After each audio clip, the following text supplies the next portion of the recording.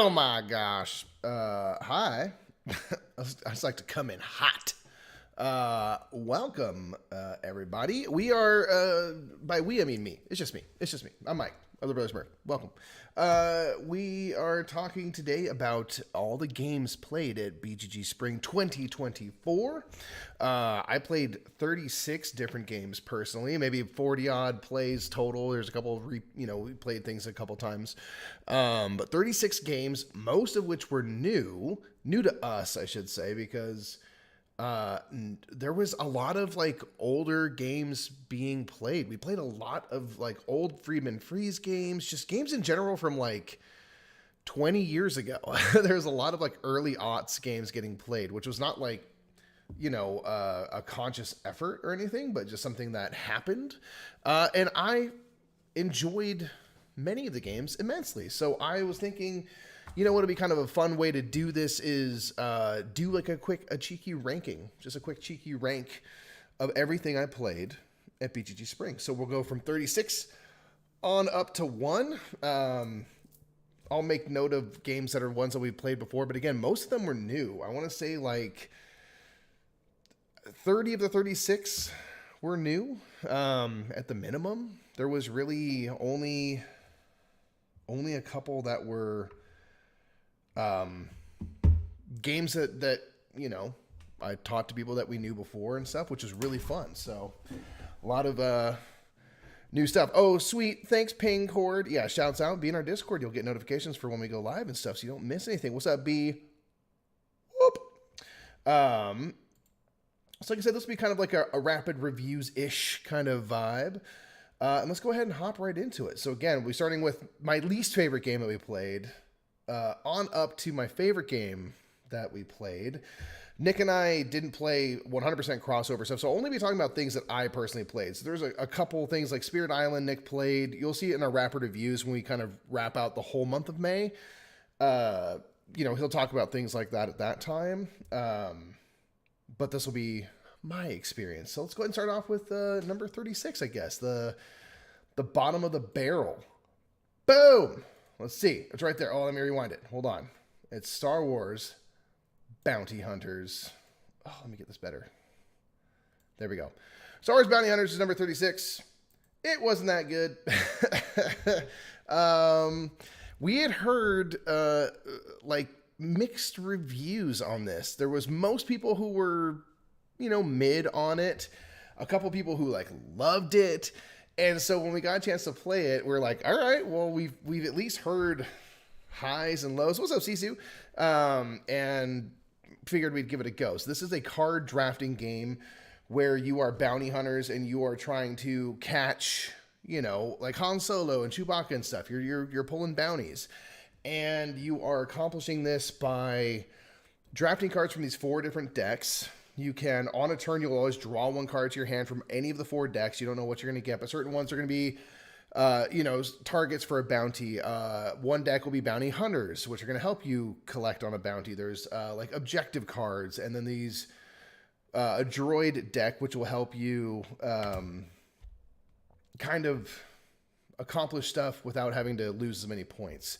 Alice says, so it fell Boba flat? Yes, it did. The reason is you're putting out these cards and you're putting on these bounty hunters and stuff to try to meet these 3 criteria, these 3 number values in order to successfully capture someone. And it was just really random. I don't mind it for a short game, which it was. It was a very quick game, and I don't mind this game existing because I think this is a game that could pull people in, create some board gamers. There's a theme that you like. It's breezy and stuff, so I don't mind this game existing, but as being an entrenched board gamer, it was just sort of hope I draw the thing I need, or I hope the person over here hands me the thing I need, because that's the amount of skill that I can employ here. It's just a lot of random drawing from a deck, but you don't know what you're going to get from that deck. And then kind of the more bounty hunters you have to use on a person, the kind of more negative points score against whatever the value of that bounty was. And I enjoyed some of those things. There's things that I enjoy about it, but it is ultimately just hope the card shows up that I need, and it will or it won't. So it wasn't But it was funny because at the table, it was a mixed reaction. At first, I was kind of like, oh, maybe that was okay and stuff. And some other people really enjoyed it. And other people, Nick, hated it. Jeff from Foster Meeple hated it. And I got pulled to the dark side. They pulled me over to the dark side because it is very random. So it was not a hit for us, but that's okay. 35, Pray Another Day. This was actually enjoyable. I played it with Jeff and Jamie from Foster the Meeple. Most of the games we played will have been with Jeff and Jamie from Foster the Meeple and others. This is like a simultaneous like card selection game in that way that you're trying to kind of outfox people by playing a card that no one else has. And this one is all kind of using like the food chain. So animals and stuff, you'll call them out one at a time, kind of like from the top of the food chain, like a bear on down to like a mouse. And if someone reveals they have a bear or something, they can eat other animals if they like call them out specifically. If I had the bear and I thought you played the owl, I can be like owls, and I can go nom nom nom and take them out of the round. You're kind of trying to be the last one in the round. This was enjoyable. We played it 3 players, and it probably goes to 5. I'm guessing you'd want to be with more players. You just want to be with more players. So this kind of gets a low ranking simply because like we didn't play it in an ideal situation. That's not the game's fault, but it was fine. Would be more fun with more people because you're really trying to like, have that intrigue of the simultaneous selection. We all have the same cards, and we're trying to like guess and card count and stuff like that. So would be better at more than 3, I think. Next to play was Apropos of board games. This is like a tiny little party kind of game. George says, I like Pray Another Day. Yeah, a lot of people do. And I think I would enjoy it more like 4 or 5. Apropos is there's also a movie one. It's just kind of like a fun, like, good for board gamers to nerd out on or movie fans if you do the movie version. This is one where you will flip over a card and it might say like Meeple on it or deck building, some things related to board games. And you have to name a game that has a Meeple in it. Okay, Carcassonne has the Meeples in it. Then you'll flip over another card, and if it said like say has tiles or something, well, Carcassonne, which has already been named, has tiles, so you need a game that does not have tiles. So it becomes like the anti. So now I need to name a game that has Meeples but no tiles. And you keep adding cards, so it gets harder and harder and harder to think of a game that you can name that will satisfy every kind of condition of the kind of rules and stuff. And it was really fun for a couple minutes. It's a great thing to just bust out for a second while you're in between things. There's not really like a score you're keeping or anything like that. It's just kind of a activity. But was enjoyable because like, well, we're board game nerds, so it's like tailored to us. And there's one about movies, which just names, again, things you might see in a movie, and you have to kind of do the same thing. So I was like, this is cool. So I was with it. Next was Biomos. Biodome. This is a little filler game that I played right before getting to BGG.Spring on Board Game Arena with Jeff from Foster the Meeple. Then we saw this in the library, so we played it IRL to kind of get a better sense of it. It's a super quick game with some tricky adjacency stuff, I guess. So you basically have this player board. You're going to be taking a little round tile. That'll be, I guess, different like habitat types. It's not heavy on theme. And you'll be slotting them in this kind of thing that circles your planet. So basically, it's going to create a line of these tokens, and you're trying to get them in such a way that you have like green, yellow, green, yellow next to each other. You have 2 sets, green, yellow. And if you ever have those 4 things in your little line that you're creating, you can then complete that card. So it's like kind of pure like little contract fulfillment stuff, but you're only ever adding to this row of tokens. I think maybe you have 10 or 12 turns at max, so you don't have a ton of time. And then as you build things in, I can like slide them away. So if I had that kind of green, yellow, I could take the green and yellow, split them apart, and slot something in the middle. You can't, except for one time in the game, swap anything, but you can kind of like slide things out and drop stuff in. So you're kind of trying to think of like, okay, how do I do this so that I can hopefully complete as many contracts as possible, knowing that you have less and less space at all times, and you're always adding on to what's already been placed before.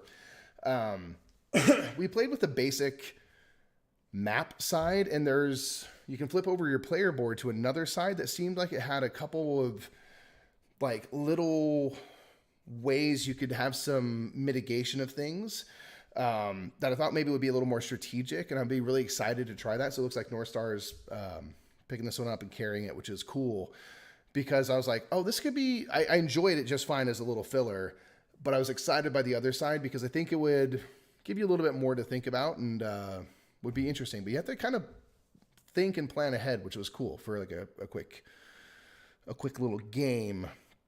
Thanks for everyone popping off in chat. By all means, keep on talking. Let me know if you played any of these games that I talk about, and if I'm wrong about my opinions. That's number 33. Number 32 was Fearsome Floors. We played a ton.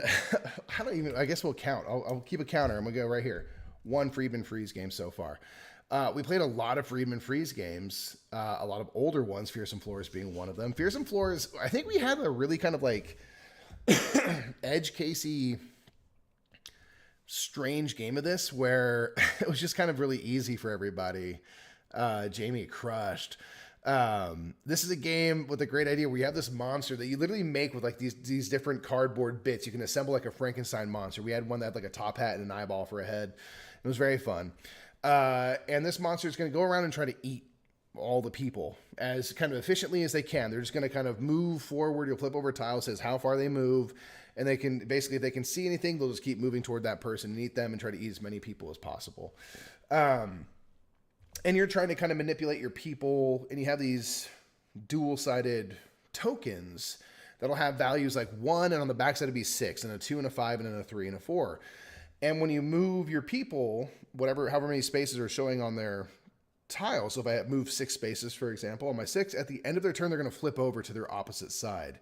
So you're kind of trying to manage that, knowing that certain people are going to move fast on some turns and slow on the others, trying to stay out of the way. You can push these like pillars around within this kind of grid that you're playing in to try to stay hidden from the monster and stuff. So there's some cool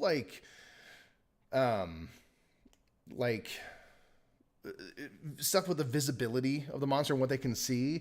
But we ended up in this game where like we were all super bunched to the entrance. And so at the beginning of the game, the monster was just like taking out people left and right, but you can kind of respawn up until a certain point in the game. And by the time we got to the stakes are higher now and like your people won't come back if you get eaten, we had kind of spread out and the monster was sort of trapped at that entrance and couldn't really get out of there. And so the monster became kind of this like non-issue. And it's like, I just think it was just the luck of the draw and how everything kind of played out. I don't think most games would go that way, but the monster just became this thing. This is like, oh, they're a mile away. And it was just who's better positioned to get to the entrance first. In that case, it was Jamie who did it, but it's a great theme. My little character pieces were like definitely not the Addams Family, but the Addams Family and stuff. It was a cheeky little game, which was enjoyable. Next up at 31 was Nekojima. Nekojima is a dexterity game. It was super fun. It is. I've seen this before, and I was like, what is that? Like, it's just got these crazy pieces and stuff. So you are putting up power lines on this cat island for who knows why. Doesn't matter. And you're basically rolling dice that will tell you what, like, there's this central circular board with these 4 different color zones. So when you roll the dice, you might have blue and green. The post, the 2 ends of your power line have to be in the blue section and the green section. And there are all these different pieces, and you'll have to choose a color of the piece of the wire and stuff. But amongst that, you can choose any kind. Some are taller, some are shorter, some have one tall end and one low end. And there'll be a piece of string between them that's representing the wire. And you need to place it in such a way that it doesn't topple everything over. You can't ever have it so that one power line is touching another power line, because that creates obviously problems. You can't touch the power lines with your hands. You have to be really careful. And occasionally you have to hang cats onto the power lines themselves and do all this without toppling over. You can stack the posts on top of each other. You can start to build up. It was super fun. We played a couple games back to back. Nick, I think, played it later as well. And it's just a nice, quick dexterity game. And the pieces were just really kind of unique and fun. I loved that they had the 2 posts with the string between them. So if you're like trying to stretch it out super far, those things play off each other. And the kind of physics of that was a nice, level up in terms of maybe the difficulty versus like a Rhino Hero Super Battle, which is obviously a kid's game, right? Haba makes kids games. This is kind of like, if you want something that's going to be a little more challenging for adults, because I feel like Rhino Hero Super Battle for adults is fairly easy because we're not the target audience. So this felt like a nice step up in terms of the difficulty. And yeah, in B-Loop, I think it compares similarly. Junk Art has a little more with like the rules around it in terms of like which mini games you're playing. And this is just kind of a little more straight up. But it's got some fun take that where it's like, if I roll the black symbol, that means I choose another player and they're going to be the ones that have to place the cats on. So there's like a little bit of like, haha, you got to do this hard thing now. And you can get kind of tricky with it. So I enjoyed the kind of straightforwardness of this one. Was pretty cool. So number 30 is A Gentle Rain. This is a little solo plus game. You can play it with other people, but it is kind of like a mindfulness exercise. As a game, it is designed to just be a break from the day, which I thought was really cool. Even in like the setup for A Gentle Rain, it talks about like, make some tea for yourself, get in comfortable clothes, do some stretching, put on some soothing music. It like that's literally the setup instructions for the game. So I really enjoy the kind of vision for this. It is a really simple tile laying game where you are trying to lay out tiles in such a way, and each of the four sides of a tile have half of a flower. And in order to place a tile legally, the other, wherever, sides it's touching, the flower has to match. So blue has to touch blue, orange to orange and stuff. And if you get four tiles all next to each other, there will be a little circle that's created where you can drop in one of your blooming flowers, and you're trying to get all 8 of your blooming flowers out onto the board before you run out of tiles. Super simple, super straightforward. It was really fun. I played this in the airport while we were at the beginning of what ultimately was a very long and arduous trip home for us. It took us another day to get home than we thought it would. And so I was playing this in the airport, and it was just a nice, like, chill time. We have the kind of fancy version from Incredible Dream they gave to us that has like kind of these nice flower tokens that are a little 3D and cool. And Karen and I will play it like over coffee in the mornings, and it's perfect for that. I was like, oh, this is so great. It's just chill. You can chat while you do it. I really enjoyed it a lot, and I've been enjoying playing it since. It's been really cool. So that's number 30. Number 29 is Fam, second free, been free. So I'm marking them down. There's 2 so far. Hold on. Okay. Excuse me. So number 29 is Fam. We got a chance to play this at 5-player. And we played with Jeff and Jamie Frost and the Meeple, played with our buddy Charlie. And this was one that was requested by our buddy Charlie, saying like, hey, if we can play, something this week, I'd love to try Fam. And I'm super glad we did. We've now played this. Nick and I can't remember when it first came out, but quite a bit. And it's been one that we've really enjoyed. It's a little bit lower here simply because like it's not a new to me game. And also like having played this as many times as we have played it, I'm starting to just get like a little tired of it. We have the expansion that we've played with once, and I'd like to play with that a little bit more. My only like consistent note that I have with this game now is it goes on a little too long. It's a little longer than I wish it was. And it's one of those things that like there's these cards, this deck of cards that you go through, and the way to end the game is to get through that deck of cards, and you have to purchase those cards. And so it's one of those things that's like you can kind of push the game forward, I guess, in that way, assuming you have the money to do so. But it can kind of just carry on a little while if people aren't actively driving toward that end. And it's one of those weird things where it's like, oh, a 2-player game of this is probably longer than a 5-player game because you have the same deck of cards to get through, which is just kind of like an interesting thing. But I really have enjoyed Fam quite a bit. It's just, come down a little bit from its peak.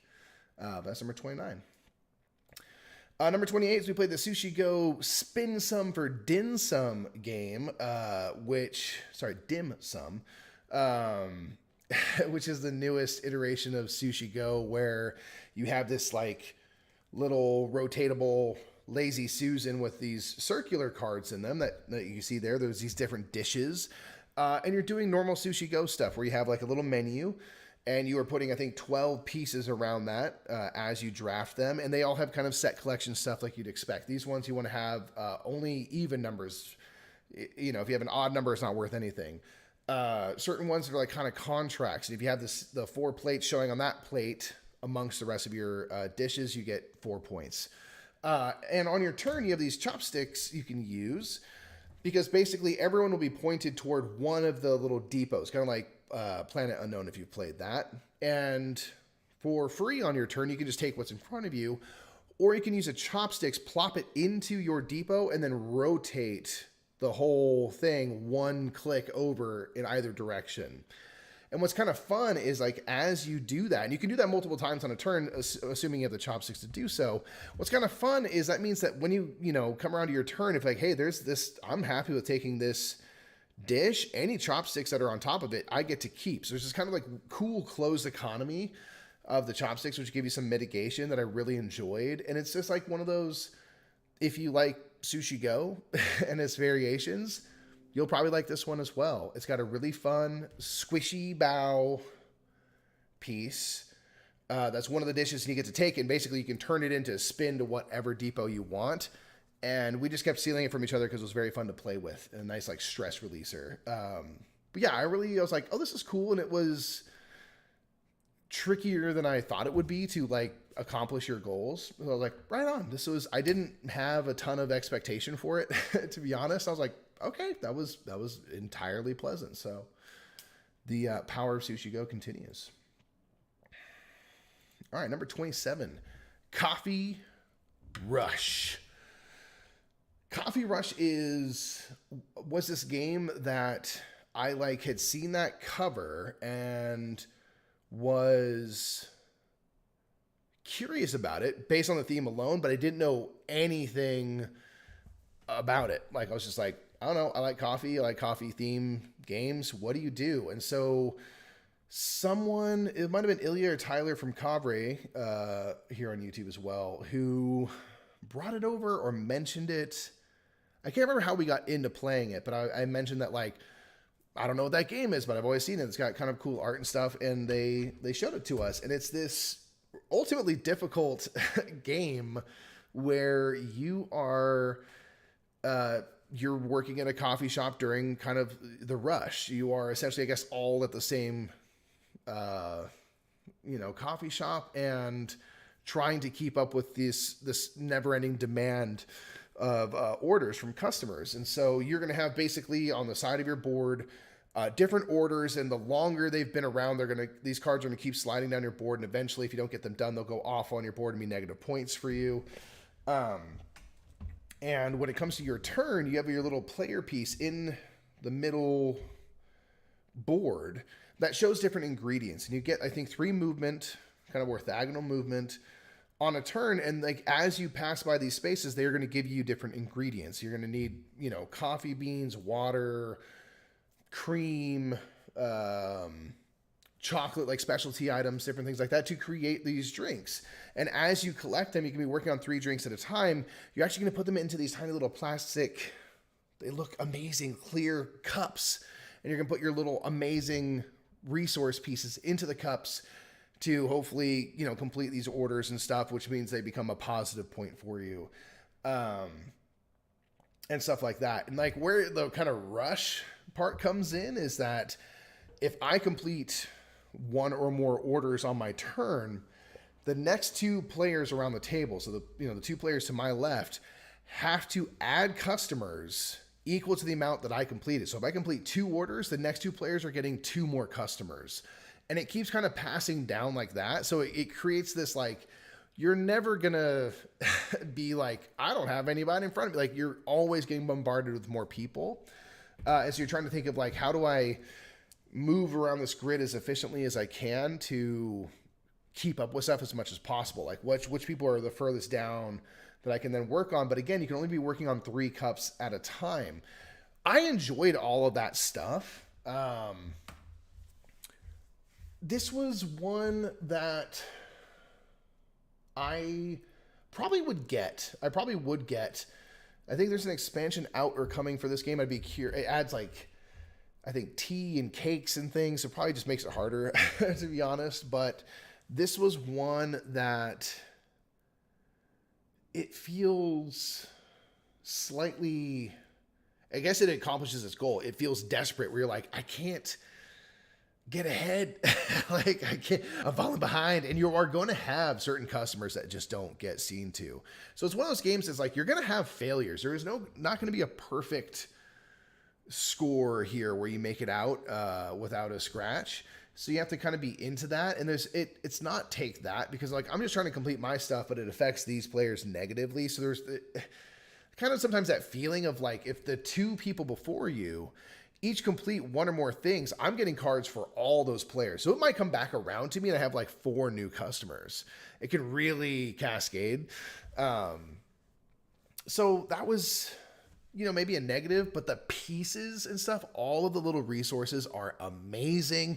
They go in these little cups. I was just like, yo, this is kind of like what chai was, where it has like really nice bits and stuff. I was like, this is, I think, the new chai. I really did enjoy it. There's a couple things that weren't my favorite, but I overall really enjoy the challenge. You can get like little power-ups, so you can start to move diagonally and stuff. There's cool things you can do in the game for sure. So I would love to play it again. And again, for the production value of everything, man, it's hard, but it's stressful. It's a stressful game. It's not real time, but it feels almost real time. You know what I mean? Because you're just kind of like, how am I going to do this? How am I going to do this? Play Go Nuts for Donuts. This is a set collection, the pastry picking card game. This is a game we're going to have like 8 of these cards on offer per turn. And you have cards that pertain to those 8 slots. And you are going to simultaneously all choose one card, basically saying, I want this particular donut right here. And you're hoping to be the only one that played that card. If there's ever 2 people that play a 6, for example, you knock each other out. No one gets that donut. And so you're trying to, like, again, pay attention to what other people are collecting. Try to find the one card that no one's going to go for. Coffee and donuts back to back. Nice. Yeah. I wish, maybe my brain was just like, I'll put all the snacky games here. But it's one of those, kind of great in its simplicity of just like, I think everyone's going to go for this. These cards over here, I'm going to go for this. And everyone's thinking that way. So everyone goes for this random kind of nothing card.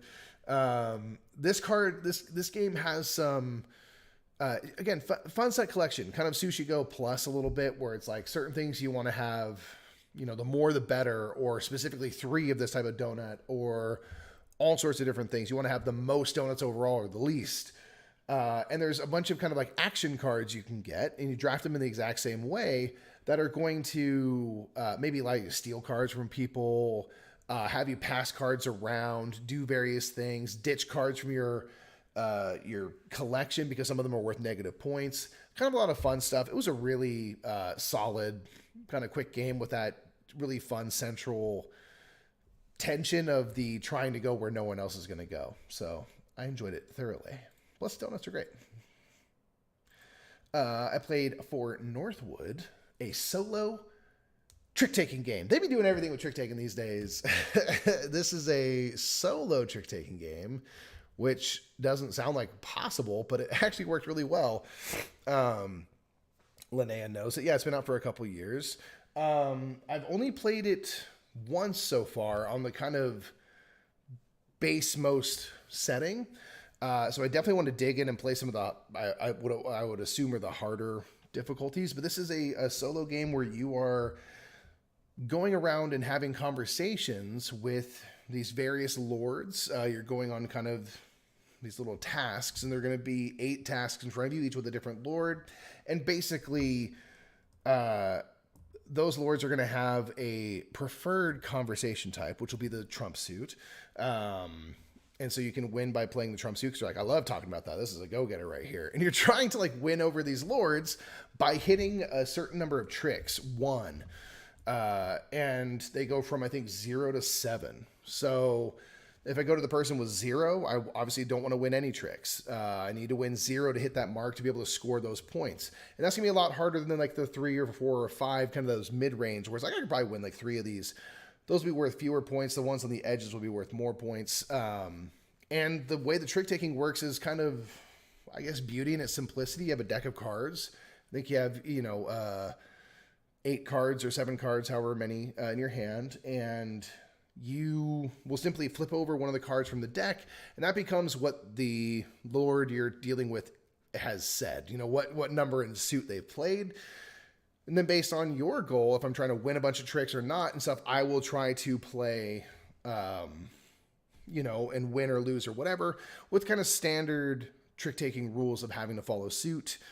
If you can't follow suit, you can break suit and either play an offsuit thing, which will make you lose for sure, or play that trump suit to make sure you win. So that whole simple thing of flipping a card and then having to deal with it worked well enough for kind of replicating the idea of a 2-player trick-taking game. Because obviously if I'm playing against somebody, I don't know what they're going to play. So it's more or less random and I just have to react to it. So I was like, this is actually pretty great. And then you have these 4 allies that you can use. You can tap them once per encounter, once per conversation with each of these different 8 lords.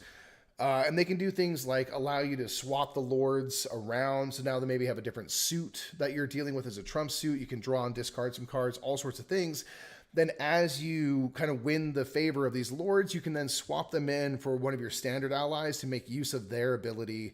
But they're a one and done and they're back out of the game. I enjoyed the simplicity of this. I didn't find it very difficult on the base level, but there are, I think, higher level lords in terms of the things that they do and stuff like that. So I'm excited to explore the different content in the game. There's a lot of ways that you can kind of go through a little campaign to ramp up the difficulty. Bored to play. Nick is in Sacramento. So as I'm doing this, the reason there's this up here is because there's just a blank garage behind there. So I'm hiding. Nick is up in Sacramento working on the studio. So I figured I got some time. I'll hang out with y'all online for a little bit. So why not do a ranking of games? 25 is for Northwood. Lene on For Northwood says, almost didn't buy it because the art isn't my style, but I'm so glad I did. Yeah, it's really fun. For Northwood's cool. I like the cutesy style. I think it's kind of adorable that your whole goal is just go have conversations and win these people over. It's because it's kind of neat. It's obviously, rather themeless once you're playing it, but an enjoyable setting for sure. Number 4 is Coloretto. I played this a bunch on Board Game Arena. Really great little kind of a spite drafting game where you are collecting sets of these different colors. And you can only score 3 colors. And I think there's 6 or 7 or whatever in the game. So if I collect 5 different colors, the 2, least most of those are going to score negative points in the same way that you would score positive points. You really want to hyper focus on a couple of colors if you can. And you are on a turn choosing one of 2 things. You can either draw a card and add it to one of the available kind of lots of cards. Each one can have up to 3 cards. Or you can choose one of the lots and take all the cards in it. You have to take everything and then add them to your collection of cards in front of you. And then you're out of the round if you do that until everybody's chosen a lot, and then you reset and kind of do it again. So it's really fun where it's I see Nick's going for yellow. I'm going to throw in a red here because that would be a 4th color for him. So it's if you want that yellow, you're going to have to take a negative as well. It's purely that where you're just I'm going to spite draft this. I'm going to take this lot, even though it has 1 card because I don't want anyone to mess with me or whatever. So it's really fun, really light kind of set collection stuff. And we played it before, but it was really enjoyable. This is one of the bigger surprises of the con. This is Villains, the card game, which I think is a re-implementation of a card game that already existed maybe from Ravensburger before, but they rethemed it with Disney villains. I think kind of off the success of Disney Villainous. This game, however, was really solid and fun. It was simple, really. You're just... Every player, you're choosing one of the villains. Your Scar, your, Cruella de Vil. You have your own deck of cards, and you're trying to, get rid of your cards first, if I remember correctly. And you can play your cards to these piles. I think maybe you have 3 options. Either in front of you, or to your left, or to your right. And you have to either match color or number, so it's kind of Uno style. Gosh, how does it work exactly? You have to play and match stuff, but there are ways where, like, if ever there's a tie, you have to play on your opponent's pile or something like that. There's like these different kind of limitations on how you play, and you're trying to figure out a way to get rid of all your stuff.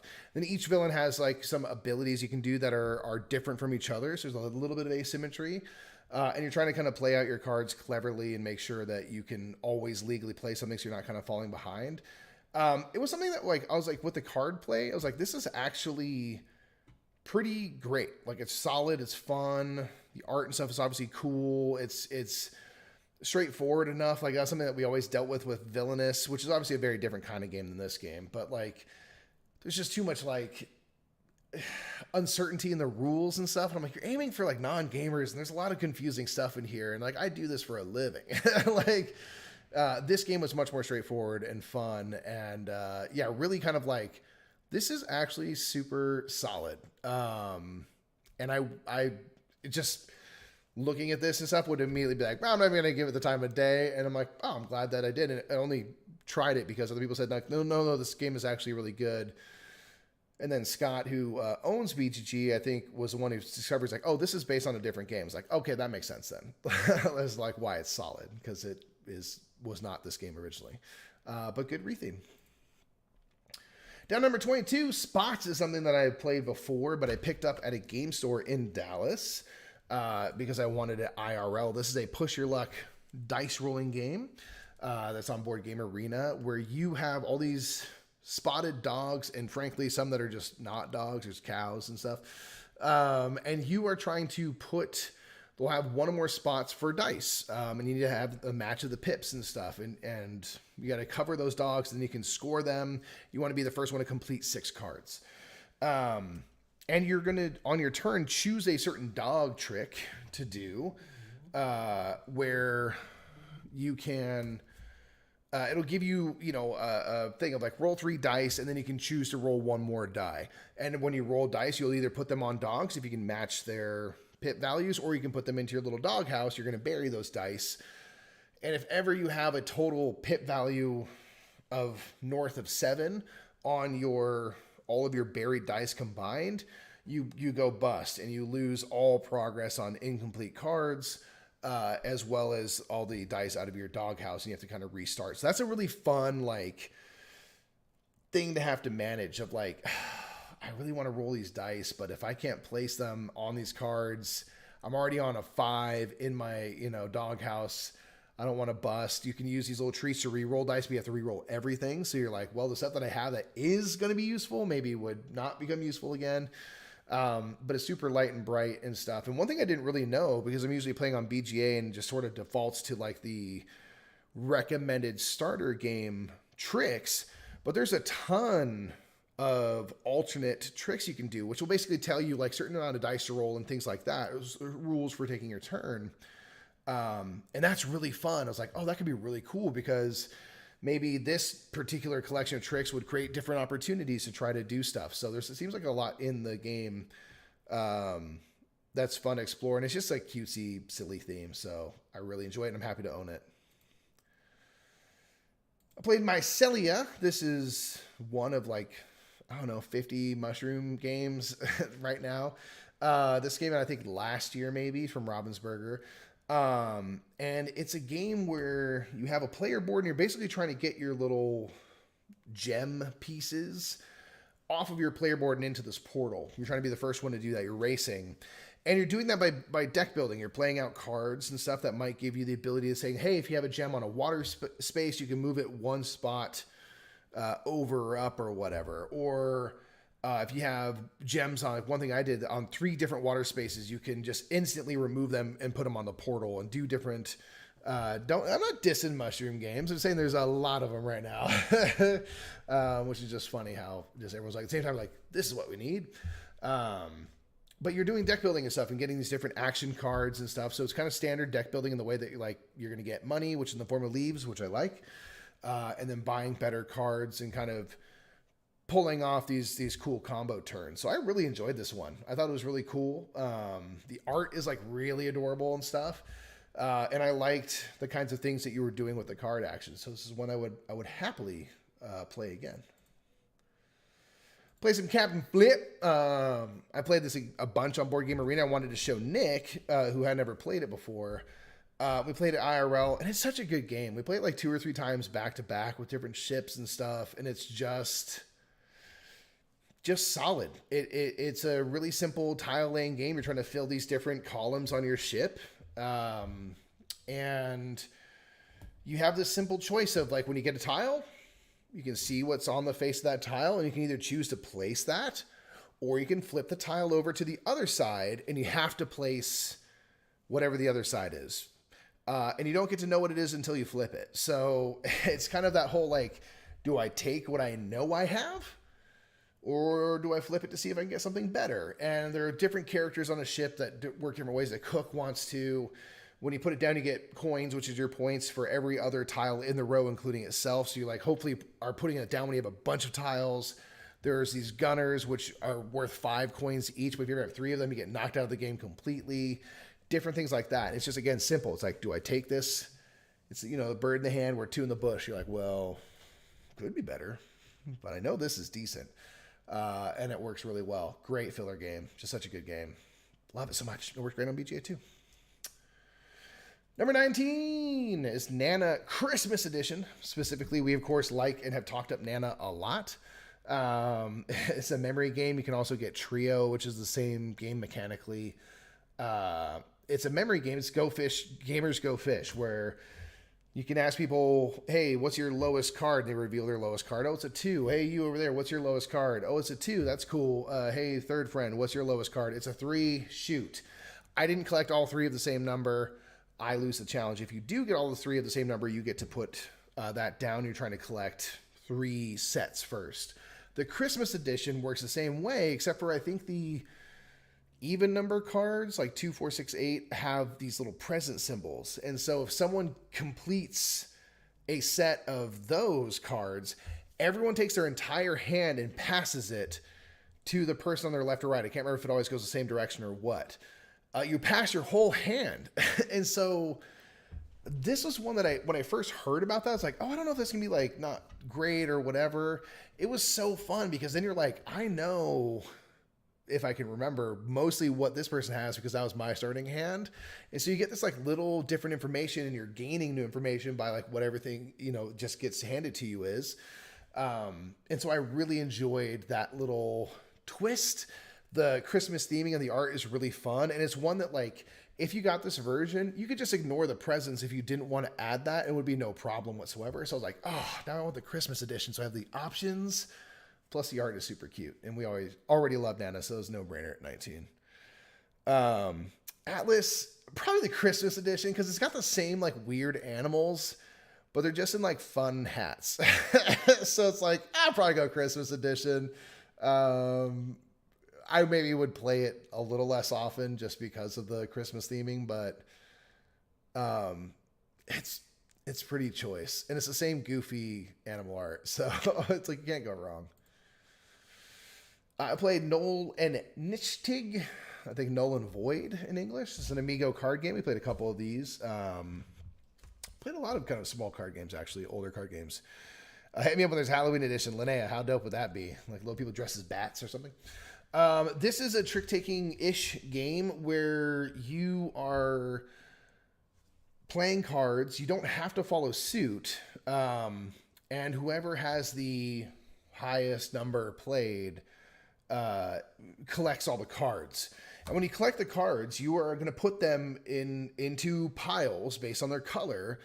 And at the end of the game, your piles, whatever card is on top of the pile, is the value of that pile. I think they go numbers 0 to 10, and there's like 3 copies of the zeros or something. And so you are trying to win tricks if the cards that are out there are going to collect and are going to increase the value of your piles.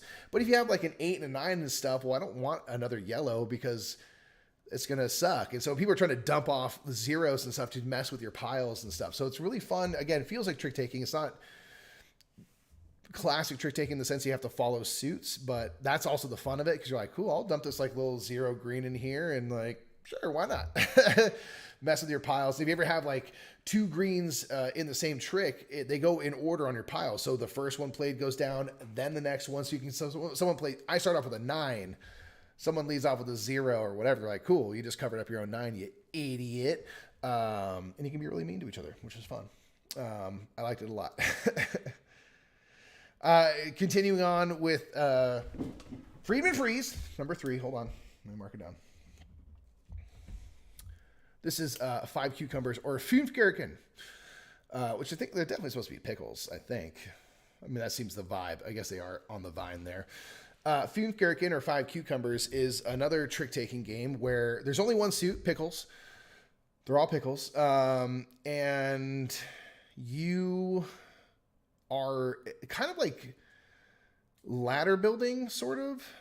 And you are playing out cards. And when I lead with a card, the next player has to play a card that is the same value or higher, or they have to play their lowest card. So that's the rules. Again, no suit stuff because they're all the same suit. It's either I have to play, the same or higher card, or I have to ditch my lowest card. And you basically, the only thing that matters is not winning the last trick. If you win the last trick, you, I think based on the winning card, you have to take pickles. And if you ever get 5 pickles, you're knocked out of the game. And you're trying to be the last one in the game. So it's really interesting to try to have to play your cards. And again, if I can't beat something that someone played, I have to play my lowest card. So you're getting rid of your good ditch cards, which makes it harder to not win the last trick. It's just fun and silly. It's just fun to say Fünf Gurken. I would not want this version in English. It's more fun in German. More like Friedman Threes. Feels like they're gonna have to do some kind of trick or treat mechanic. Well, Jamie, that's why we got to make that game. You already know how I feel about that. Fünf Gurken was really fun. It's just really fun to try to,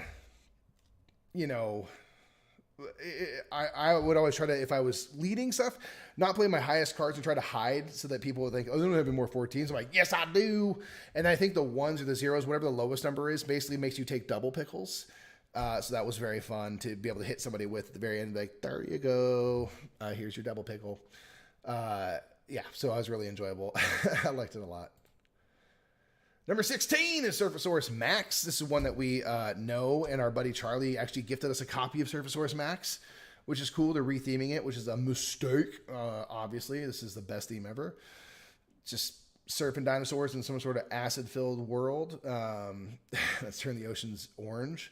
And you are playing like a collective poker hand. You are playing cards out. You'll play 2 cards, one at a time. One card, and you go around the table. You play your second card around the table.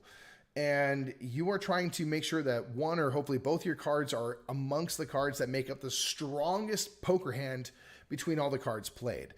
There are different suits, there are different values and stuff, and the kind of standard, the strongest thing would be a straight flush. Straights are valuable. Flushes are more valuable. Sets of, 5 of the same number. There's kind of the hierarchy and stuff. You just want to make sure that you're part of the best hand. So if I see like, hey, 7, 8, and 9 have been played, I have a 10.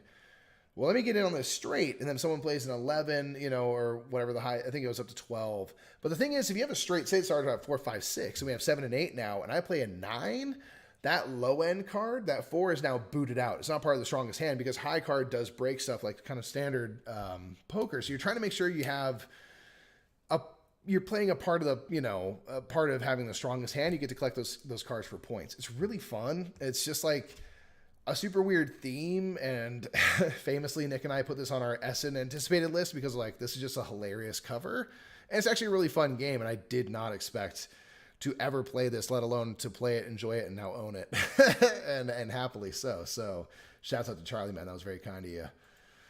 Moving right along, we got Tribes of the Wind. This is another one that we've played before, and we showed it to a couple of friends. And this game is super cool. I really enjoy what you're doing. It feels very unique because you are playing cards. For the most part, on your turn, you'll play a card and do its actions, and you're trying to kind of rebuild the world after the I assume Surfosaurus Max Acid World settled back down, and we're trying to repopulate and fix our mistakes of pollution and stuff. And you are playing these cards that will gain you resources, and ultimately, hopefully, put more tiles out on your board and build these little villages. You want to be the first one to build 5 villages, and score your points and stuff like that. So what's unique is the cards you play will all have some kind of prerequisite of like either based on the rest of your cards, your 5 cards, or oftentimes based on one or both of your neighbors and the cards they have. And what I mean by that is there's the kind of the 4 element types of cards. And so you can see the backs of your opponent's cards and stuff like that. And a lot of times it might be like, I can play this card if I have less water type cards than both of my opponents. And if so, I get to take this action. So you're trying to always mitigate your hand to make sure that you can legally play your cards. You can play the strongest version of your cards and things like that. And so sometimes you want to have more fire cards than anybody else, or you get action points equal to the wind cards amongst you and your opponent. So I see they both have a bunch of wind. I'm like, I'm playing this card right now. So it's really cool. I've not seen a game that like where you are paying close attention to the types of cards and have that be the thing that makes it legal for you to play certain stuff or not. Very, very cool. The actions types are simple. There's kind of like 4 main actions you're doing in the game, so it's not overly complicated, but like that whole paying attention to what you and your opponents have is really, really neat. So I enjoyed it. It works well at 2-player too. Played some Vegas Showdown. Now, we have played this before, but it's basically a new game because we played it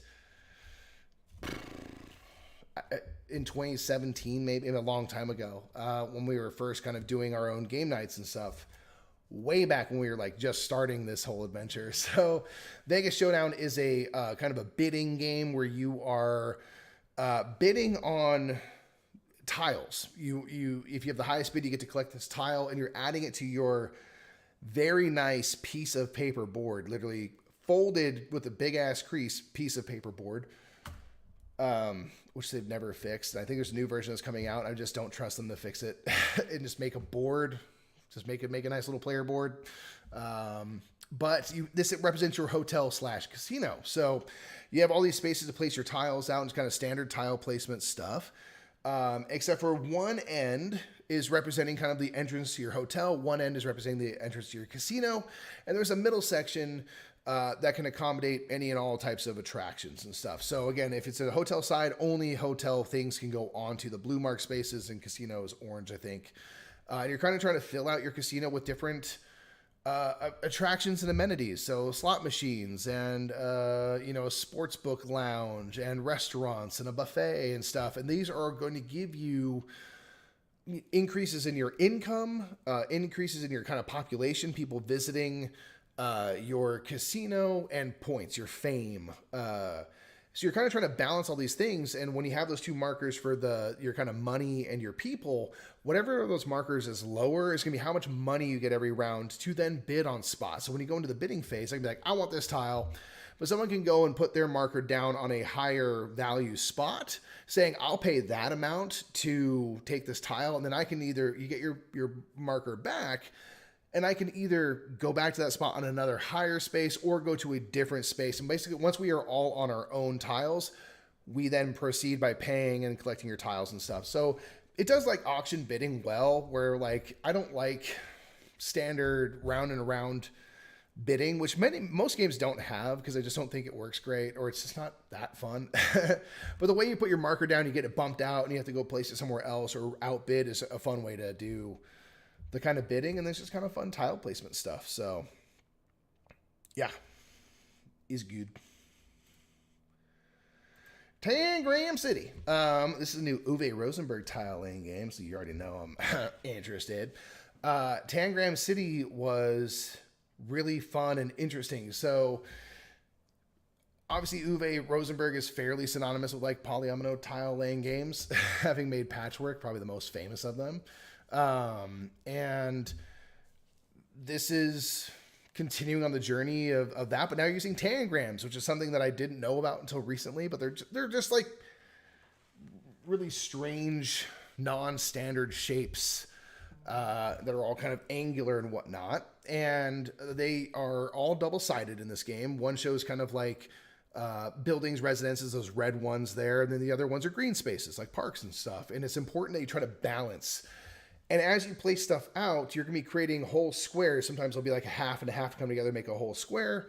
And if it's red, you'll move a marker up on red. If it's green, you'll move it up on green to kind of show your balance between kind of like urban and green spaces in your city. And you hopefully have those balanced. And what you're trying to do as you place these things is create as big of a square as possible. So if my largest square is like 1, 2, 3 by 5, I'm going to get 15 points at the end of that round.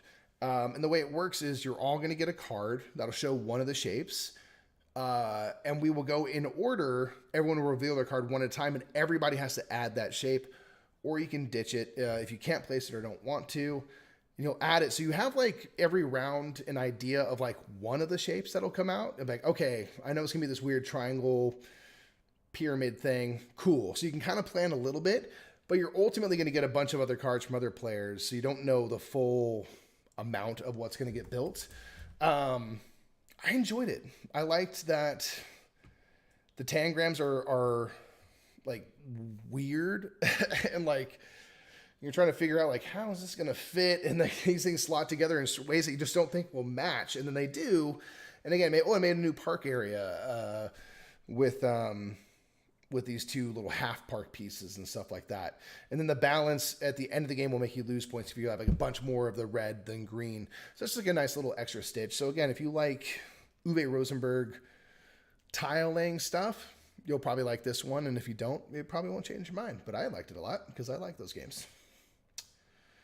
Number 12 was Fun Facts. Feast Road is trash now. We don't talk about Board to Play. It's, it's 12 all time. And that's basically, don't even bother talking about it because it's trash. I'm so conflicted about my pick for Feast Road, but it's okay. Fun Facts is a party game. Rebus Productions has been doing a lot of great party games. They did Just One, things like that. And this is a great game to play with people you know really well. And I think it's also a really good game to play to get to know people. And this is a game where you'll have they're all number based. And what was one of them? One of them was, if you had to guess, like how many apps do you have on your phone? And so I wrote I think I have 80 or something. Cause I have so many board games on there. I'm like, I don't know, 80, 90, 100. I don't know, a bunch of a lot. And so whatever you think that number is, say it's 75, I'm going to write 75 and then flip my tile over. On the other side, it shows my name. And then once everyone has secretly written your value for that prompt, again, this one would be how many apps are on your phone. You're going to go around the table, starting with whoever's the first player. They're going to put their piece out, and then you're going to try to slot yourself in accurately. It was like, I know Nick's not on his phone very much. He's going to be super low. This player over here, I think they might have a few more. I think I'm on the high end. And you're trying to put your thing kind of like Timeline if you play that game. You're trying to drop your piece in a way that when you start to reveal them, that you do go in order from low to high. And as many as you get that are in order, you get that many points per round, and you go around the table and stuff. It was, how does this overlap with Old Grapes? I don't think it does. Stay tuned on Old Grapes, y'all. Stay tuned. Next up from Golden State Games. But we should probably play this, Jimmy, to see if it inspires stuff or gives us ideas about things we want to avoid. But it's in that similar vein of you get to know people. You're like, dang, how many apps do you have on your phone? You're like, I don't know, I got a bunch. And again, you get rewarded for knowing your friends well, because you're like, oh, I know this person is way higher than me on here, so I'm gonna go down there. So a really fun party game, very much in the category of I don't care what the score is. It's fun to get a score, but doesn't matter. It's just fun to learn and reveal stuff about your friends and be like, dang, a lot of apps. Next up, another Amigo card game called Kabanga is number 11 on our list. This is the first thing we played at BGG.Spring. We went up to go say hi to Lincoln and Aldi and all the BGG folks, and they were playing this game, and I was just like, this is a great name. Kabanga is hilarious. And then they dealt us in. We got to play. So this is a game where I think there's 4 colors of cards. And you can take one of the cards. You're trying to get rid of your cards. You can play a card from your hand out to one of the rows of colors and match the color. So purple to purple and stuff like that. And they have this wide range of numbers. And when you place it down, you're hoping to place, like if there's a 14, I hope to place the 13 on the other side so that the gap between the two numbers is as small as possible. Because let's say there's a 14 here and I play a 2, if anyone has colors, numbers of that color between those numbers, so someone has the 5 and someone else has the 8 or whatever, between the 2 and the 14, they can yell Kabanga and just ditch those cards and get rid of them. So you don't want to create an opportunity where there's going to be a lot of cards that could potentially get played off turn, and someone could even get rid of their last card that way and be like, cool, round's over, I'm out, I win. And you don't want points. Cards are points in your hand, and the more that you have in your hand, the more points you score, and points is bad. So it was really fun. It's just fun to like do something people go like, oh, you're getting Kabanga'd hard on that, man. I got the 15. You played the 13. There's 16. I got the 15. Kaboom. And you can kind of card count a little bit if you can pay attention to like, I think that card's been played already. I think this is safe. Really fun, simple card game that, because it's Amigo, will never be available over here, probably ever. So Amigo should change their ways. Number 10, Freeman Freeze. Number 4, it's Full Throttle. Tranquility plus competition sounds good. Yeah. Kabanga isn't the girlfriend of the boy meets world. Hey, Kabanga, come over here. This game is a Kabanga. You already know. Full Throttle is a Freeman Freeze game. It's similar to Camel Up, where there's a race happening, but now they're on these little moped bikes, and you are betting on who's going to win the game. It's even more kind of breezy and simple than Camel Up, because what you're going to do is you have this deck of cards, and you're going to draw out 8 cards in a row, one after the other, and whatever moped is showing and whatever number, that is going to move that many spaces around the track. And you're going to do that 8 times. So the game state will change potentially massively once those 8 cards are played. And then as the first player, you would pick up that deck of cards, and you're going to choose one card to secretly keep. And here the color matters. So I'm betting on red, for example. So I might want to keep a red card because I think red's going to win. And then you pass the cards, and everyone gets to keep one of the cards that was just played. So you can see like, all right, man, red's kind of off to a lead. I think they're going to maintain this lead and stuff. And you're just collecting cards until I think the mopeds have gone around the track twice or 3 times or something like that. And then you're going to put them in order from, first, second, and third are the only ones that are valuable. And then for every card you have of people that placed or won the race, you get a certain amount of points. So you are trying to make sure that the mopeds you have invested in are going to hopefully win. But it's just a really fun, light game because it's just speculation. You don't have really the ability to control anything in the race. With Camel Up, there's a little bit more control, not a ton. So if you like kind of a Camel Up, I really enjoyed this. I really liked that you get to collect one of the cards that was just played. I thought it was kind of an interesting way to go about like how you're betting. And I went hard on red, and at the very last turn, all these other mopeds moved, and red just sat there like one spot from the finish line, and they did not even place. And I got destroyed because they were so ahead the whole time. I was just like, all right. So it was a big fun moment because other people had like hedged their bets a little better. But it's really enjoyable. If you like, it's based on Wild Hogs, you know it. Who's pushed on these Freeman Freeze games? That was mostly Jeff and Jamie from Foster the Meeple. They love collecting Freeman Freeze, so they showed us the majority of these. But I really liked Full Throttle. It's one of the newer ones too. It's really enjoyable. Played Dice Town. I had always heard about this. I feel like Matthew Jude maybe likes this game. I think it was him. Anyway, so we played Dice Town. This is a game Bruno Catala and Ludovic, another French designer, they co-collabs with often. This is a game where you're going to be rolling dice. I think you have like 5 dice. And you're going to roll dice, and you can choose to keep one. You can pay money to keep more than one die at a time, and you're kind of trying to create like a poker hand with your dice. You can create straights and flushes and stuff based on the different faces. And the 6 different faces also will give you a benefit if you have more of that dice face than anyone else. You might get to go mining for some gold, or rob the bank and take some money, or become the sheriff and things like that. And you are trying to ultimately collect these kind of location cards, which will give you points. The gold nuggets will be worth points. Being the sheriff at the end of the game, there's a whole bunch of different ways to kind of earn points, but there's a lot of like mean stuff where you're stealing cards from each other and doing stuff. It's all in this kind of like Wild West town setting. It's really fun. It's really fun to try to, roll for a good, kind of like Yahtzee style a little bit, because you can keep 1 or more dice per roll. But then once someone has kind of selected all 5 of their dice, then everyone gets one last roll and you kind of get what you get. So I bet you quoted Tombstone during this game. You don't know me, but someone might have been my Huckleberry. I don't know. You tell me. You tell me. This is Circus Flohcati. This is a Reiner Knizia game. Another little card game that's really fun. This is a little kind of push your luck set collection kind of game where you are... It's a flea circus is the theme. It's very Knizia in that, like, who knows? And there's been like various weird renditions of this game that are like...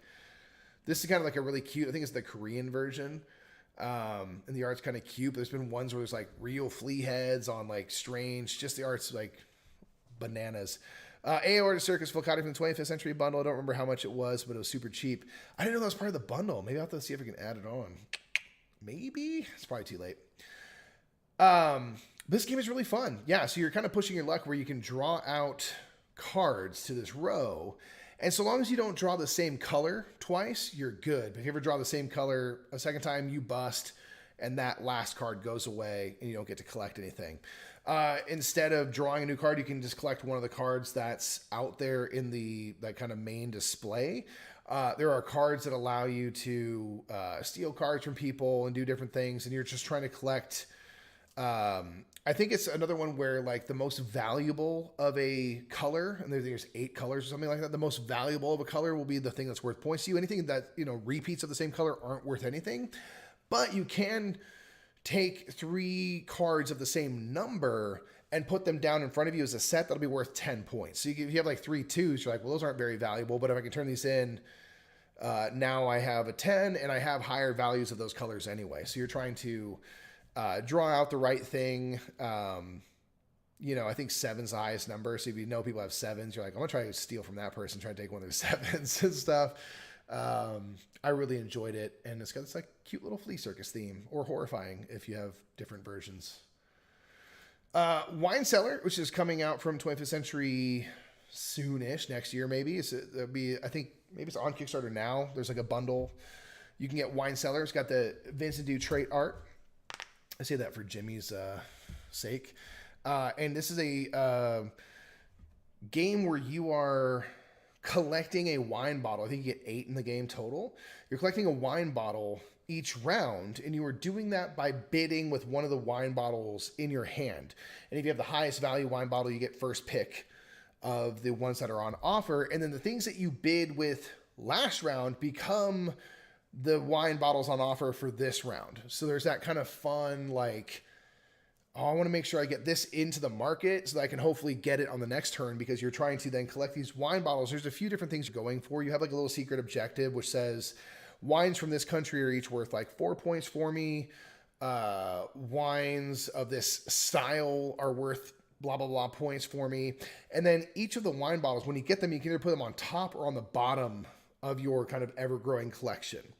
And there's this kind of scoring pattern in the middle of each wine bottle that says, like, if this is the 3rd wine bottle at the end of the game in your slot, you're going to check the 3rd number in this line and get that many points. And so there's, I think 8 is the highest number, or whatever it is. 8's all in different spots and stuff. So you're like, well, I want the 8s to be lined up so that the 8 is in the 4th number of this sequence. I want it to be my 4th wine bottle so I get that highest possible value. So there's like all these kind of cool things you can focus on for scoring, and I think they're each like pretty viable, and you're trying to find kind of the best combination of stuff. The art is really amazing. It's really just beautiful. They're kind of like these long cool cards because there's like their wine bottles and stuff. It's a quick, good way to do like bidding on stuff. So highly recommend. Great little filler. And Atlas says, like, I don't know a Vinny D when I see it. I'll have to show you pictures of Luthier, which you just got because it's nice. Wine Cellar was really fun. That's number 7. Number 6 is Dominant Species. This was Nick's first ever modern board game that he ever played way back in the day was Dominant Species, which is probably not ideal to start with. This is from GMT Games. This is kind of a war adjacent game about trying to make your species of animals. I think I was insects, I think. Or was I?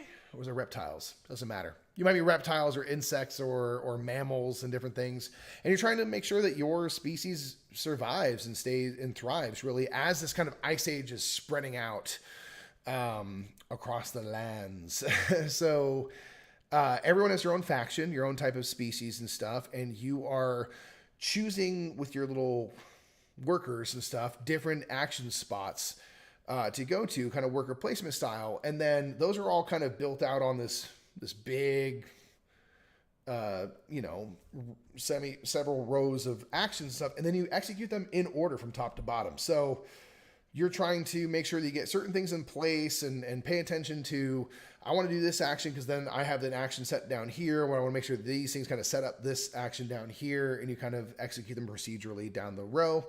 And you're trying to do area control stuff, knock out each other's species, adapt your species to each hex that goes out on the board. Basically, you can put these little attribute tokens and stuff, which says like what kind of like vegetation, what kind of life can be supported here, and you can adapt your animal to be able to like eat that food essentially, so that you can live on different types of lands. Certain lands are a little more abundant than others in terms of like what they're scoring. If you're scoring for dominance and stuff, you're doing a bunch of things to score points. It was really enjoyable. I like flamed out hard in the game. Like I started off nice and then just ran out of steam and got rolled by everybody else. Went right past me, and the reptiles were left in the dust. It's getting cold. It's an ice age. Reptiles aren't going to do good there. But I really enjoyed it. And Nick enjoyed it more. For him in particular, so it was a little more aggressive than the type of game he typically wants to play. It's not much of a war gamer type. But he did enjoy it more than the first time when he had no idea what was happening. So it was fun to replay that.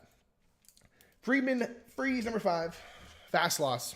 We knew we wanted to play this because everyone we know really likes Fast Sloths, and it is really enjoyable. It's a pick up and deliver me game because you are a sloth who's lazy, doesn't want to work and run around. So you hop on the backs of animals and have them carry you around the board. And you're drawing cards each turn, and you can choose to turn in all the cards you want of one animal type to activate those animals and move them around the board. You can have your little sloth hop on them as you go through trees and eat leaves and go nom nom nom, and you want to collect all your leaves first.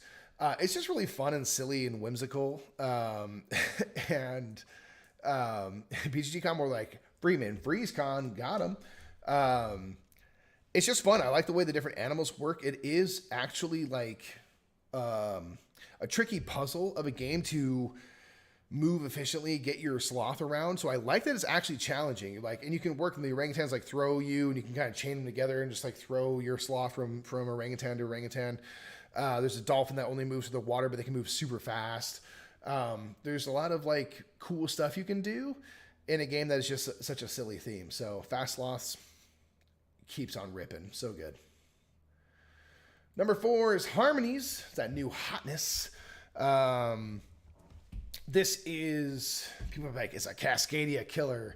They're not that similar other than like the theming and everything you're doing in the game. No, I'm kidding. You are on this, in this game, you are collecting these circular tokens that are like, mountains and trees and things like that. And you're going to get 3 of them per turn. You have to put them anywhere in your little board, your little player board. And certain ones like the mountains and the wood pieces you can stack up on top of each other, and you can take the wood and put a little green piece on top to make it a tree, and you want like really tall trees. So you're trying to balance 2 things at once, which is really cool. your board and the way that you have all of your pieces all have their own way of scoring, just like a general way of scoring. For the mountains, you want to have them, you don't want to have any one mountain thing solo. It won't score anything, but if it's part of at least one other mountain, so it's kind of making a mountain range, you'll score points for those based on the heights of those. You can stack things up. Trees are similar where you just want them to be as tall as possible.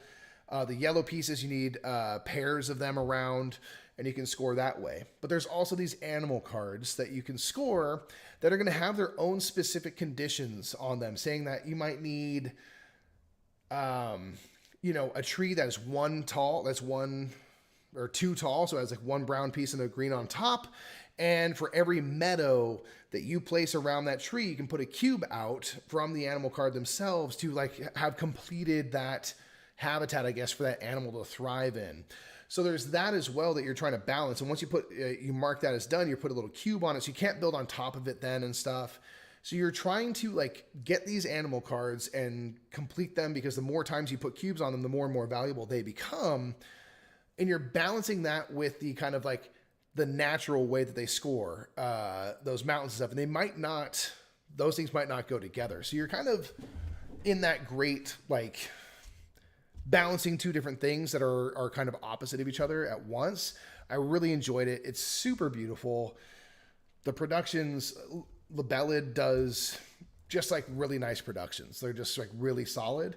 It is a similar way to Cascadia. I don't think they're similar in the way that they function, but there is like the animals and habitats thing. Some really cool. Nick found it in a game store, which has been hard to find lately because they've been sold out. So it's up there in Sacramento waiting for us when we get up there, Jimmy. That's number 4. Number 3 now. The same game. This is interesting. I was interested to see this reach number 3, especially because we actually played this twice during the week. It's a Wolfgang Warsch game. We made like Quacks at Quedlinburg and stuff, and Wavelength. Ton of great games. The same game is a party game, and in it, you are having to point people in the direction of your, what do they call it? Your trap word or your trap topic or whatever, by making a clue that is a physical object, a man-made object. And you are also given a card that also has a man-made object. So you're trying to make a clue that when you pair it with your card, those two things together will point people to your trap word. And the trap words are all sorts of stuff. It might be like intended use, length, price. One of them was like height of object laying down. It's like all sorts of different stuff. And you will have one of those as yours. So what was mine? Mine was intended use. My card was mousetrap, and I wrote coffin, because my thinking is that a mousetrap's intended to use is to put a mouse into a coffin. And like, you are trying to do things that are going to point people in a way that's going to give you like, the trap has to be this. Now for me, like, one thing that I was hoping is like one of the trap categories was price. A mousetrap and a coffin are not similarly priced. One is way more expensive, but you can get them at Costco, which is cool. And they remind you on the way out that you might be on the way out, and you might need to get a casket now. So people were like, okay, these are not the same length. We'll eliminate that. They're not the same price. We'll eliminate that. Intended use, like, and like one of them was like motion. And they're like, well, a coffin has like a hinge, and a mousetrap does this, so maybe it's like the motion of it's the same. And I was just like, oh God, like that's not correct. But you are trying to systematically whittle down to the last thing. So you say, I know it's not the price. You're going to take the cup off it, reveal it to see if your trap was that one. And if it's not, you get to put the cup down on the board. And the more cups you get to reveal before revealing the last one will be how many points you get as a team. It was super fun. The weird thing was that the first time we played it, we were not playing it correctly. Like our clues were not we were doing all this deliberation about like, do you think it means like physical object or is it says in the rule book very clearly. We're like, I think it can just kind of be anything. And we were giving clues that made it way too easy and it just wasn't very engaging. And it's like the rules are specifically a physical man-made object. And that, once we started playing correctly, because none of us liked it the first time, we're like, it's not that good. But we're like, it's weird because it's Wolfgang Warsch and they have a pretty good track record and stuff, and this is kind of strange. And then we replayed it later. We played that like day one, and we played it like the last game we played. And that, on the last night before we all departed, we played it again, and we played it by the rules. And it was so fun. So we also played on a higher level difficulty. There's all these difficulties you can do where you'll swap out like those category cards will be a little bit harder to clearly, because you don't want to point people in the wrong direction. We're like, well, it could be this over here. So it gets harder and harder to avoid.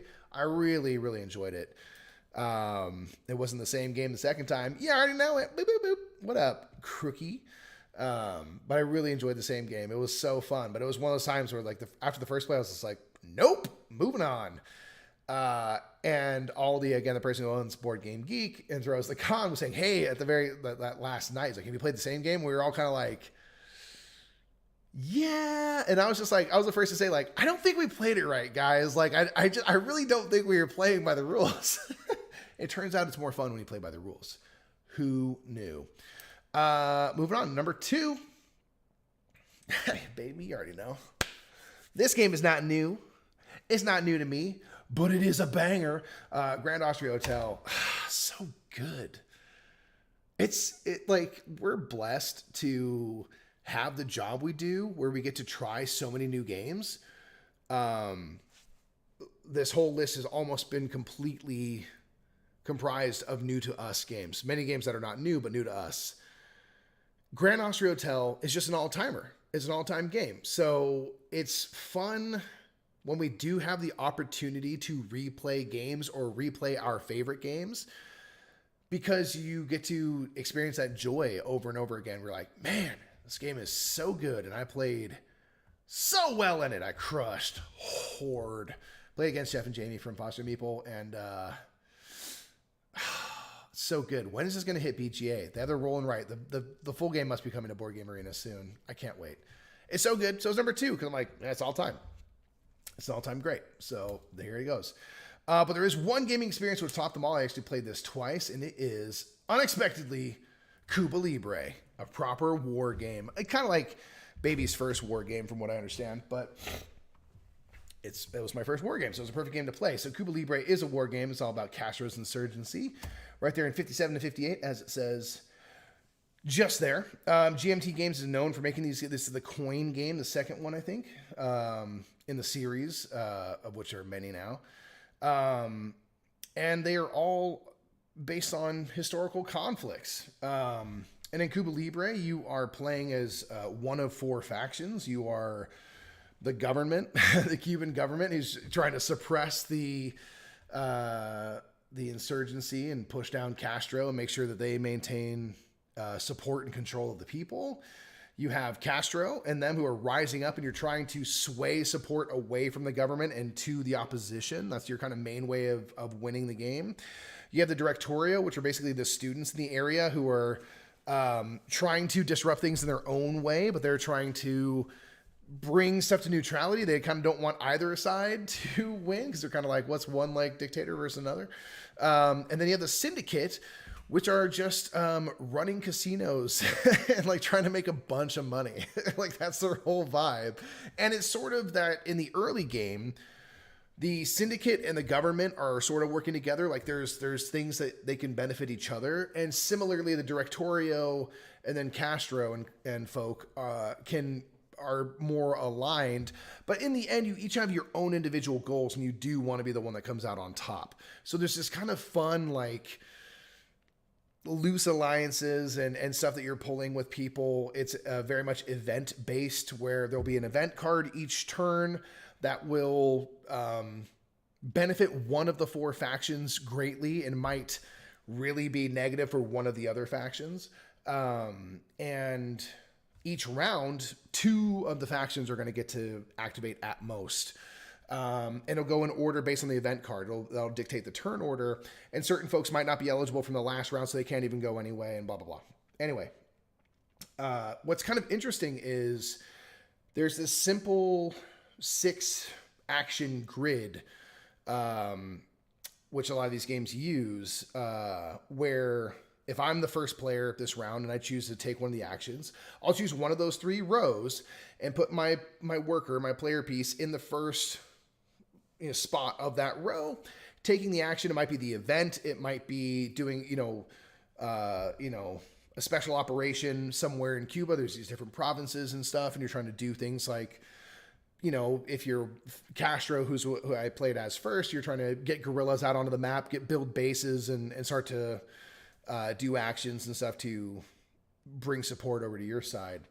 And then whoever goes next in that round has to follow my action. But basically, if I put it in that first spot, they have to stay in the same row and take the next action. You can always pass if you want, but I'm dictating what the next player in line is going to have to do in terms of what kind of action. They can choose what to do within that, but you can have a little bit of control. And then those players go to the ineligible round, and then they can't play in the next round. And you kind of have this flow. I really enjoyed this one a lot, to the point that I bought it. Even though I know Nick doesn't want to play it with me, so I don't know who I'm going to play it with, but we'll figure that out. It was really enjoyable. I really like that we all have these different goals. I played this twice. I played as Castro and won. Then I played as the Syndicate later that week, and I won again, baby. And you're all trying to accomplish your goals. And there's these propaganda cards that come out sort of at equal points throughout the game. And when you go through this, there's a bunch of things you carry out, but the first thing you do is check for victory. So if anyone has their victory condition in place, which is a live scored thing, so it can change. If anyone's at their win condition when the propaganda event goes into effect, you instantly win. If you don't do that after the 4th propaganda, you go into a kind of an end game scoring and that's both of our games went down to that.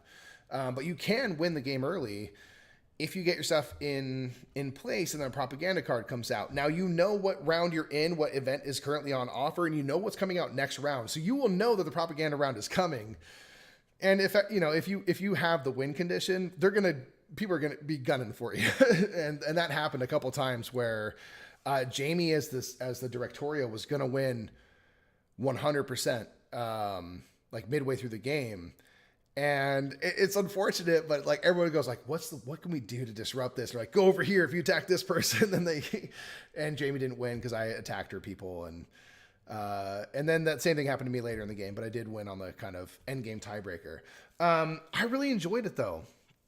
I think I see why people get so into these games. There's so much intrigue around what action I take. Where do I kind of build up my strength? What does my faction want? What are my needs? What are my avenues to victory? What event is out? And maybe I was going to do this, but this event is that's pretty strong for me. And the order of those events is random. So from one game to the next, depending on when and how orders come out, your strategy will have to be completely different. If I played Castro in both those games, they were wildly different games because of the order of those events. So you have to kind of, you have to pivot, which was really cool. So I really enjoyed it. I thought it was really fun. I do think this is a good place to start because once you get into the actions and stuff, and you have a great play area that shows you all of the stuff you can do, how it works, it is very explicit. If it says do this thing in this kind of spot, that's exactly what you do. So it's all clear. I really liked it. I really enjoyed it. I was just so engaged. So I was the whole time I'm thinking, my wheels are spinning. It was very, very cool. So that was my number 1 game. That's 36 on to 1. Boom. And everything I played. Get wrecked, nerds. What do you think of my list? I think it's pretty good. I think it's perfectly accurate to my tastes, which is why it's in that order. What was Nick's vibes on this? Jimmy, you were asking about which game. If it's Cuba Libre, Nick stayed as far away as humanly possible from both plays of that game. He did not play it at all and made fun of us a lot for playing it, especially when we played it twice. Jimmy says, this makes me think you'd probably be in the leader games if you had a group for it. Yeah. So the second time I played Cuba Libre, it was with Jeff and Jamie from Foster Meeple and our buddy Charlie. And now the four of us are in a game of Root Digital. So yeah, that tracks. They really Jeff really loves Root and is very good at it. I am not very good at it, but I enjoy it a lot. I do enjoy